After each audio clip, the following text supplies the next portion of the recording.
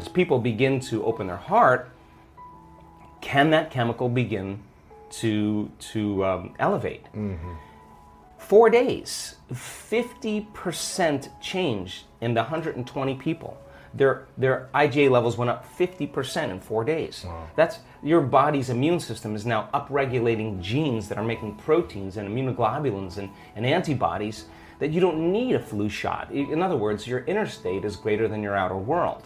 So then, just by doing that, we now know that your immune system is going to get stronger. By the same means, take 120 people or 50 people and measure 7,500 gene regulations. Okay? In 4 days, 2 genes that suppress cancer growth and tumors are activated and upregulated. The genes that stimulate stem cells to go to damaged tissues and repair them, upregulated. The gene for oxidative balance is upregulated. Anti-cancer, anti-aging, anti-heart disease, anti-stroke, anti-neurodegenerative, anti-inflammatory, antimicrobial. Just your body's naturally doing this. The gene for neurogenesis, the growth of new neurons in response to novel experiences and learning. This is 4 days. The gene switches on. The gene for more balance in the pituitary and the pancreas. The gene for the microtubules of the cells, the little fibers that respond to energy and frequency. So in 4 days, we now know that you can change your genetic destiny if you just practice the inner work. We have research to show that 60 days of meditation, 5 days a week, will lengthen your life. The telomeres, the little shoestrings on the end of your DNA, get longer. That means your biological age is changing. So we have the evidence now to show people what's possible. We have brain scans that are so outside of normal that when neuroscientists see them, they're blown away, because the amount of energy that's in the brain during this transcendental moment is hundreds of times outside of normal. Wow. I mean, you can't make your brain do that. Something is happening to you, and that person's having a transcendental moment. And we now know that we can predict it, and we now know that we can induce it. So then there's the evidence there. So the funny thing about it is the person who has the healing is not talking about the healing. Whether it's blind people seeing, deaf people hearing, we have crazy evidence now. What they're talking about is how amazing they feel, because they're refreshed, they got a new lease on life. Yeah. And so now we have evidence in our research, and that silences the critic to show that what's possible for people. And now we have evidence and testimony, that we have evidence where people will stand on the stage and say, hey, I broke my back in 3 places.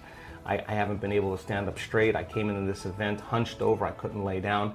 Now this guy's jumping around on the stage. He's laying on his back. He's touching his toes. He's you can tell. I mean, he's having this moment.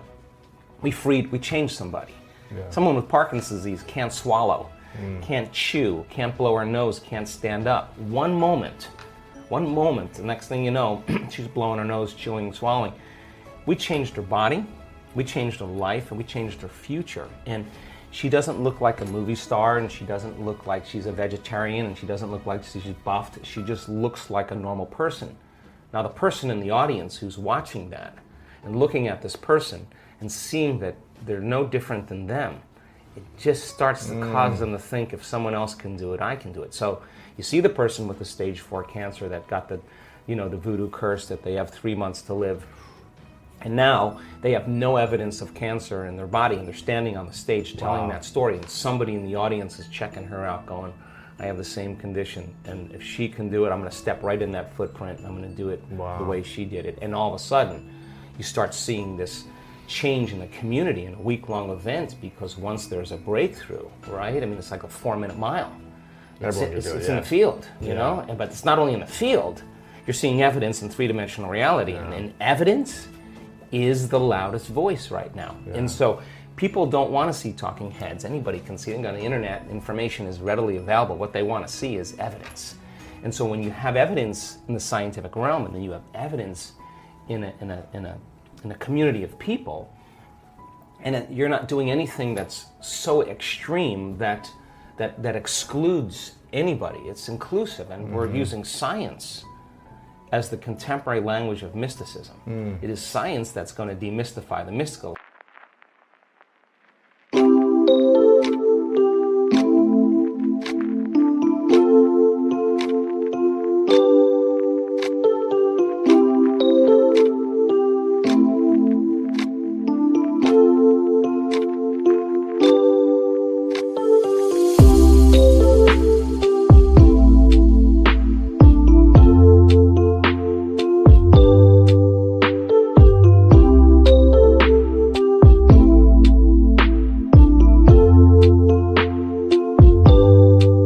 talk tradition, culture, religion, any of those things, spiritual principles, people are going to shut off. You're going to divide an audience.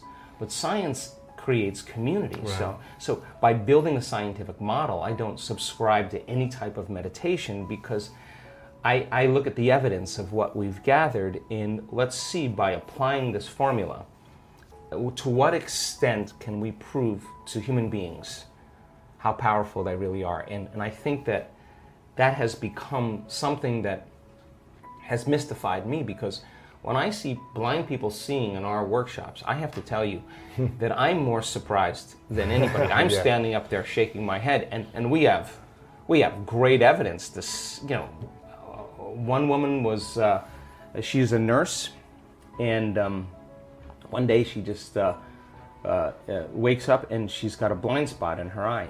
She can't see in the lower.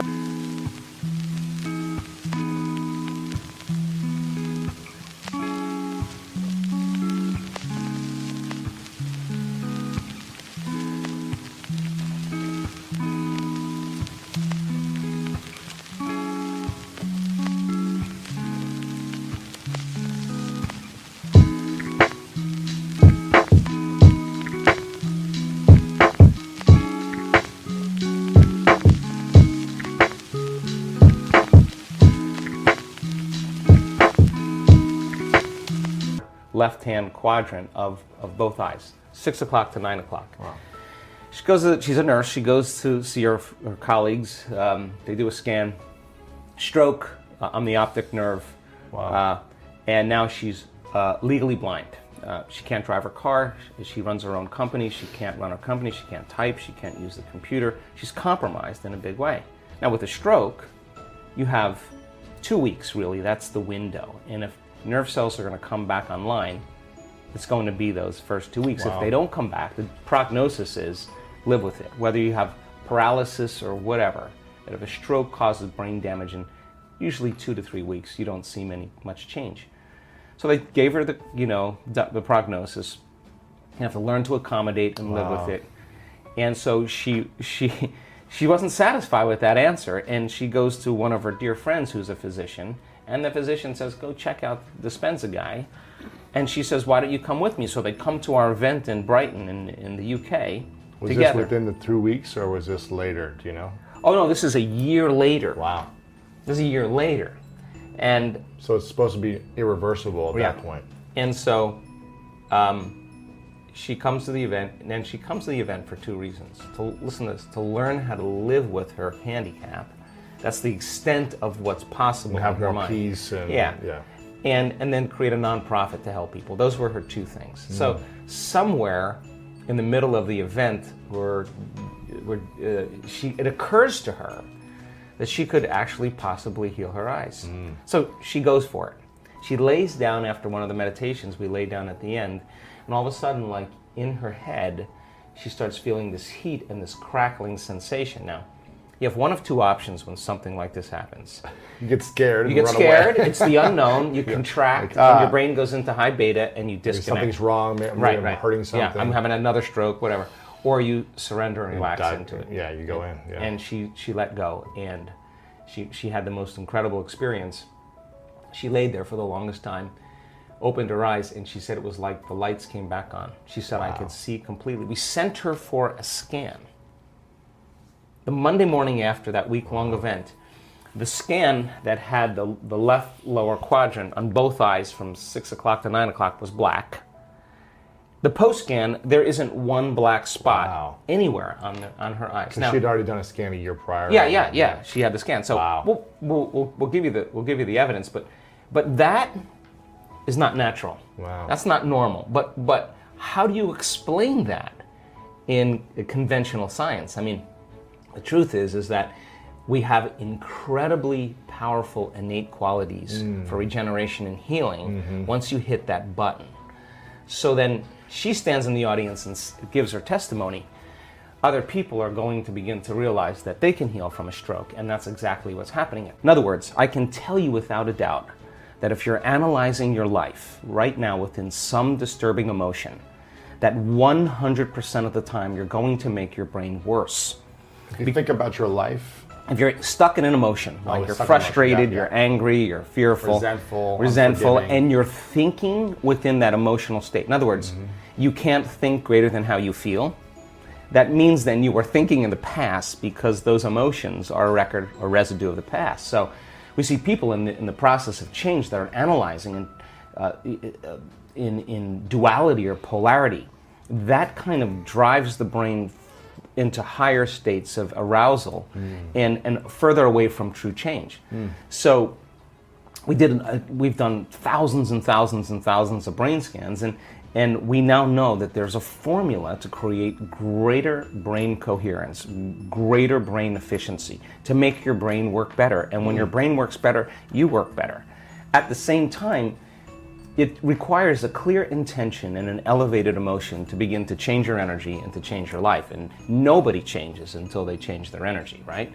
So then how do you get a person out of resentment, frustration, into joy and freedom? Why would they feel grateful or joyful or free if the experience hasn't happened? So most people are spending the majority of their life waiting for something out there to take away their emptiness or pain or the resentment in here.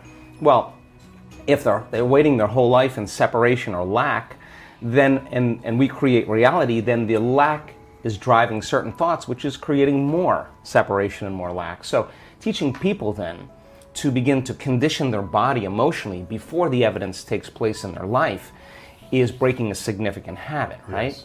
So instead of living by cause and effect, now we're beginning to cause and effect. So the moment you start feeling whole and grateful, we now know your healing will begin at that moment. Yes. The moment you start feeling worthy and abundant, your wealth is coming. You're generating a certain amount of energy, a certain amount of wealth. Let's stop telling the story of your past and let's start telling the story of your future. And people who aren't defined by a vision of the future, for the most part, are left with memories of the past.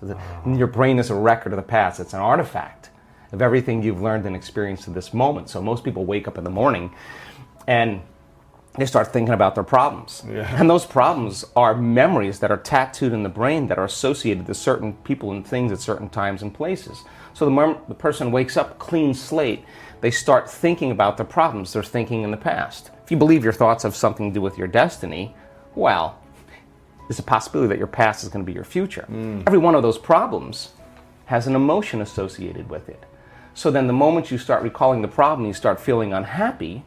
Now your body's in the past, because thoughts are the language of the brain and feelings are the language of the body, and how you think and how you feel creates a state of being. So people reaffirm their identity based on the past, right? And it turns out that the redundancy of doing that, conditioning only requires an image and an emotion. And most people are unconsciously conditioning their body into the familiar past, into the known. So now if you're in the familiar past and in the known, you're going to crave the predictable future, right? That's the known as well. And there's only one place where the unknown exists, and that's the eternal present moment. That's the sweet spot of the generous present moment. So you gotta labor to get that person beyond the emotions that keep them tacked or anchored to the past. And yes, it takes an effort to do that, but if you keep working with the formula, you'll reach that elegant moment where there's a liberation of energy. And now your body, as the unconscious mind, the objective mind, is not believing it's living in the same past experience 24 hours a day, because you're liberating the body from that emotional state. Nobody was able to change their life if he or she didn't become the person they want to be first. It's not so hard to be healthy or wealthy right now. You can do it. We all can. And when you do it consciously, in the present moment, totally focused, you can accomplish anything. Joe Dispenza mentioned only some of the many people that were able to change their lives. So the question is, what is your desire? And why did you think you can't do it until now? If someone can do it, you can do it also. If your wish is to be happy, you need to be happy right now. There is no other time to be happy. You can't escape from the present moment. You're living in infinity, in a place where time doesn't exist. Embrace it. Use it. So do you agree with Joe Dispenza? Do you feel more powerful than before watching this? I'm very curious. Leave me your thoughts in the comment section. I hope this helped you to understand that you're a powerful creator.